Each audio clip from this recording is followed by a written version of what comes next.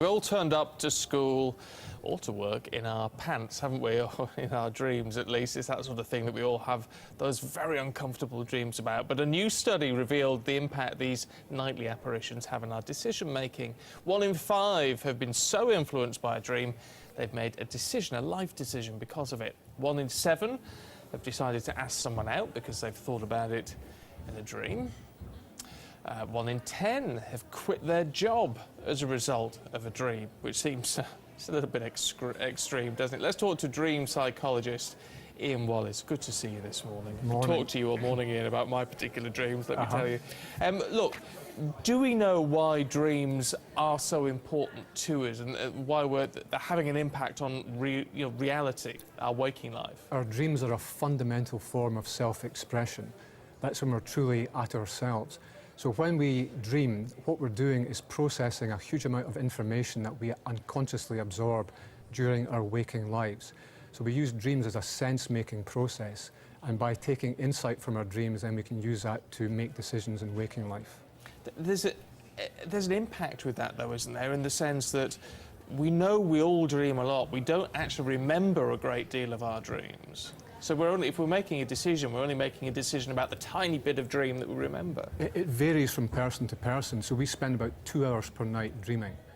And in that, you'll have 5 dream episodes. So it's a very, very easy way to remember your dreams. You need to remember 3 words: will, still, and fill. So tonight, when you go to sleep, as you lay your head on your pillow, say, "Tonight I will remember a dream." When you wake up, lie completely still. Don't look at the time, don't wiggle your toes, don't chat to anyone.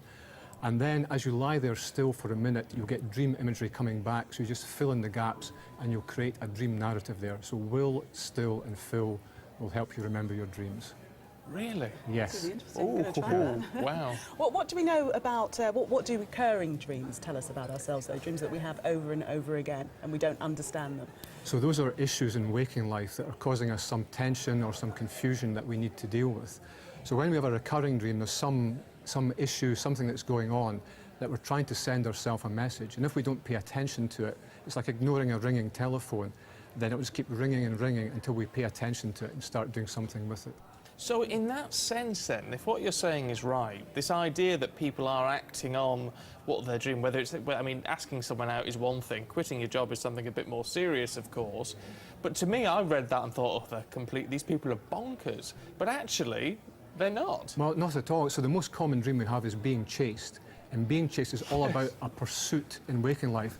So it's rather than something pursuing you, it's something that you're pursuing. And one of the things that we pursue most often in waking life is our career. So by understanding that being chased dream, we can understand the pursuit we want to follow in waking life and make decisions that we're really comfortable and happy with. Can we actually make sense of every dream we can remember? Every dream we can. So anything in there it's a different language, it's a language of imagery and metaphor. But once we learn to interpret that language, we can make sense of any dream, however ridiculous it seems. Wow. How does that interpretation change? I mean, if you were analysing a dream, one of my dreams, would your interpretation of that be different from another dream analyst's? It may be, but because we're all human beings, then we have fundamental human dream imagery. So when you dream of your primary school in Newton-on-Furness, and I dream of my primary school in Kirkcaldy in Fife, they're completely different locations, but they have the same fundamental meaning to us about a primary piece of learning that we need to do. Wow, I find it absolutely fascinating. And is that part of the interest for you in the sense that you know you're tapping into something which intrigues every single person in the world? We all dream, we all want to know quite what it means. We all have those mornings where we think, what on earth was that about? Yes, it's a universal human language. It's a way that we can all communicate what we really want to do in life, what we really need, and what we truly believe. Wow. Just remind us again what we need to do to remember our dreams, because I never remember Will, mine. still, and fill. Will, still, and fill. And think of that before you go to bed. Yeah, so as you lay your head on the pillow, say, "Tonight I will remember a dream." You can also set an intention to have a dream. So you might say, "Tonight I will dream about a particular person, such as Cheryl Cole, or Johnny Depp, or David Beckham." And then when you wake up, lie completely still and let the dream come back to you, and then just fill in the gaps in the imagery, and you'll get a lovely dream narrative emerging. Wow.